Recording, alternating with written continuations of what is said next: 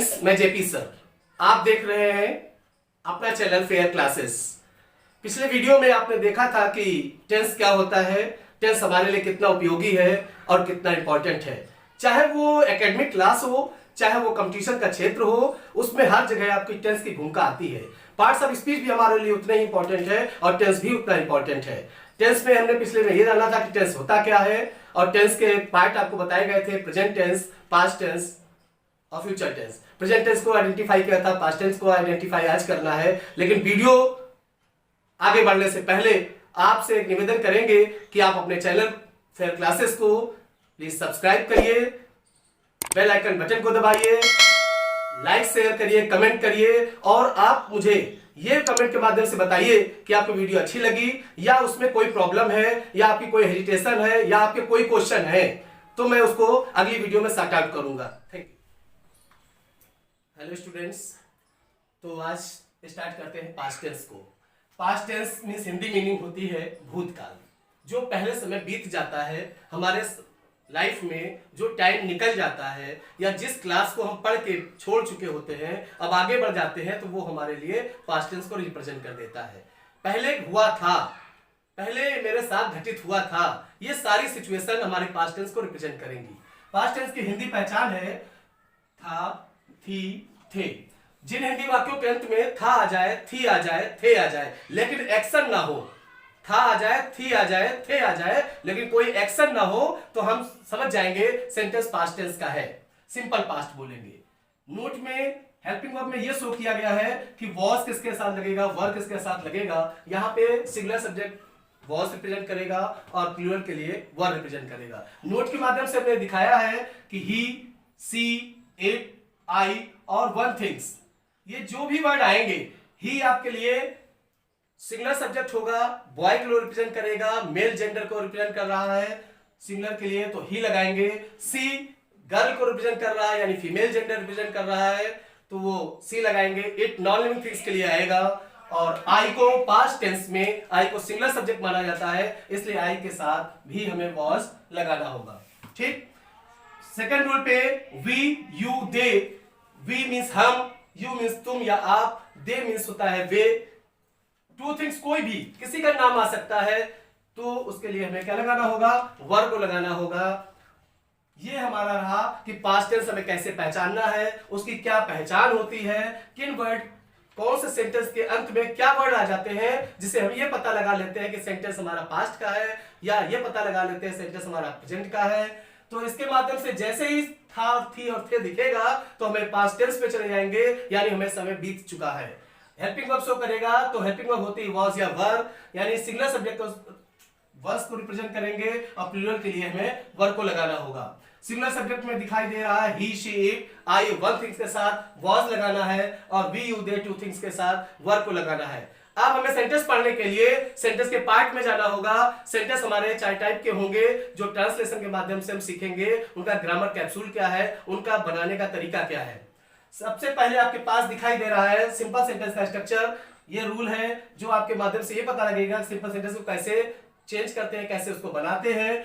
Rule दिखाई दे रहा है, सबसे पहले क्या लगाना है, हमको सब्जेक्ट लगाना है। क्या लगाना है, सब्जेक्ट लगाना है। इसके बाद हेल्पिंग वर्ब सिलेक्ट होगी। अगर सिंगुलर सब्जेक्ट होगा तो वॉज को सिलेक्ट करेंगे, अगर प्लूरल सब्जेक्ट होगा तो वर को सिलेक्ट करेंगे, और जो बचेगा अदर वर्ड वो लिख देंगे।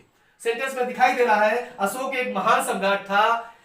सबसे पहले हमें यह नोटिस करना है कि लास्ट में वर्ड क्या दिया गया है, लास्ट में वर्ड दिया गया है था। इससे हमें यह पता लग गया कि हमारा पास्ट टेंस है। जैसे ही हमने था को देखा, यहां पे कोई एक्शन दिखाई नहीं दी, कोई भी काम नहीं हो रहा है, कोई एक्शन नहीं हो रहा है किसी टाइप की मेन वर्ब, प्ले माने खेलना, राइट माने लिखना, डू मीन्स करना, कुछ भी किसी टाइप का कोई एक्शन नहीं है। केवल सेंटेंस सिंपल दिया गया है कि अशोक एक महान सम्राट था, तो था। मैं एक विद्यार्थी हूं, तो हूं, यानी ये प्रेजेंट टेंस को शो कर रहा है कि हूं लगा है। लेकिन जैसे हम ये बोल दें कि अशोक एक महान सम्राट था, या पहले था, अब नहीं है, पहले था, तो सब्जेक्ट यहां पे क्या हो रहा है, अशोक। अशोक को लगा लिया। अब हमें हेल्पिंग वर्ब क्या सिलेक्ट करनी है, सिंगुलर सब्जेक्ट है, तो क्या लगाएंगे, वॉज।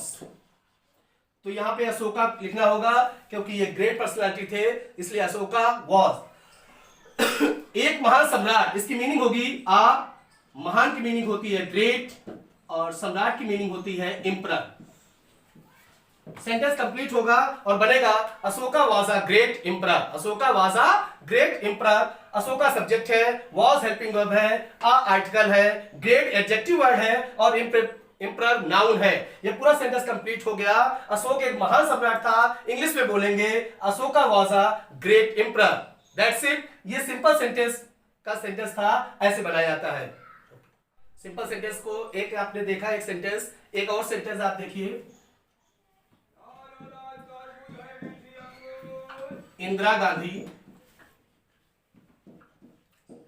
एक निर्भीक महिला थी। सेंटेंस आपने देखा कि इंदिरा गांधी एक निर्भीक महिला थी। इस सेंटेंस में कहीं आपको यह दिखाई दे रहा है कि कैसे पहचानेंगे कि ये पास्ट टेंस है, कैसे पहचानेंगे पास्ट टेंस है। लास्ट में वर्ड क्या दिखाई दिया आपको? थी। लास्ट के लास्ट में क्या दिखाई दिया? हर सेंटेंस के लास्ट में देखना है आपको, क्या दिखाई दिया रहा है? थी। जैसे सेंटेंस में थी देख लिया, हम तुरंत जान गए पास्ट टेंस का सेंटेंस है। अब हमें सब्जेक्ट आइडेंटिफाई करना है। सब्जेक्ट में क्या दिखाई दिया? इंदिरा गांधी। क्या दिखाई दिया? इंदिरा गांधी। इंदिरा गांधी को लिखेंगे सब्जेक्ट के रूप में INDIRA, इंदिरा गांधी GANDHI। किसी का पर्टिकुलर नाम होता है, प्रॉपर नाउन कोई भी होता है तो उसको हम कैपिटल लेटर में यूज करते हैं। इंदिरा गांधी सिंगुलर वर्ड है, वॉज या वर लगाएगा, वॉज लगाएगा, वर लगाएगा। तो इंदिरा गांधी सिंगुलर सब्जेक्ट है तो वॉज को लगाएंगे। अब एक निर्भीक महिला, एक की मीनिंग होती है आ और निर्भीक की मीनिंग होती है फियरलेस। फियरलेस और महिला की मीनिंग होती है लेडीज। सेंटेंस आपका बना कि इंदिरा गांधी एक निर्भीक महिला थी तो Indira Gandhi was a fearless lady. Indira Gandhi was a fearless lady. यह सेंटेंस आपका सिंपल कंप्लीट होता है। अब बारी आती है निगेटिव सेंटेंस की। नंबर 2 में आप जानेंगे निगेटिव सेंटेंस क्या होता है। तो निगेटिव सेंटेंस का रूल स्ट्रक्चर आपके पास ये दिखाई दे रहा है। निगेटिव सेंटेंस रूल, सबसे पहले हमें क्या लगाना है? सब्जेक्ट को लगाना है।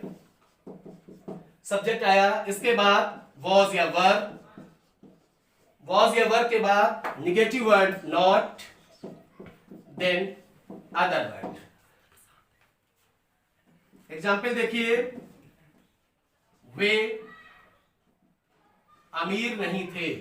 अमीर व्यक्ति नहीं थे। वे अमीर व्यक्ति नहीं थे। वे अमीर व्यक्ति नहीं थे। सेंटेंस में आपको दिखाई दे रहा है वे अमीर व्यक्ति नहीं थे। तो सेंटेंस में सबसे पहले कहां जाना है? सबसे एंडिंग वर्ड देखना है। लास्ट में वर्ड क्या दिखाई दे रहा है आपके पास? थे।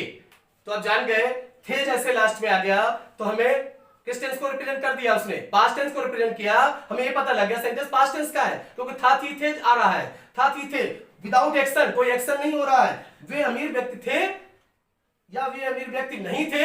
सेंटेंस में केवल स्टार्टिंग में देखना है सब्जेक्ट, फिर देखना है एडजेक्टिव वर्ड, फिर देखना है आपका अदर वर्ड जो भी दिखाई दे रहा है, फिर निगेटिव वर्ड, फिर एंडिंग वर्ड में देखना थे। सबसे पहले सब्जेक्ट में क्या लगाना है? दे। क्या लगाना है? दे। इसके साथ हेल्पिंग वर्ब क्या आएगी? दे प्लूरल वर्ड है, वर। प्लूरल वर्ड के साथ क्या लगता है? वर। After that not. अमीर की मीनिंग होती है रिच, RICH, और व्यक्ति की मीनिंग होती है पर्सन, रिच पर्सन। पर्सन होगा क्योंकि यहाँ पे प्लूरल वर्ड है। यहाँ पे क्या दिखाई दे रहा है? वे अमीर व्यक्ति नहीं थे, यानी बहुत सारे अमीर व्यक्ति नहीं थे। तो सब्जेक्ट क्या यूज हो रहा है? दे। प्लूरल के लिए क्या लगेगा? वर। निगेटिव के लिए नहीं के लिए क्या लगेगा? नॉट। और अमीर एडजेक्टिव वर्ड है, इसके लिए अमीर की मीनिंग क्या होगी? रिच। और व्यक्ति की मीनिंग होगी पर्सन। वैसे पर्सन होता है एक व्यक्ति की, लेकिन यहाँ पे व्यक्ति नहीं थे, प्लूरल रिप्रेजेंट कर रहा है, इसलिए पर्सन होगा। सेंटेंस कंप्लीट होता है दे वर नॉट रिच पर्सन।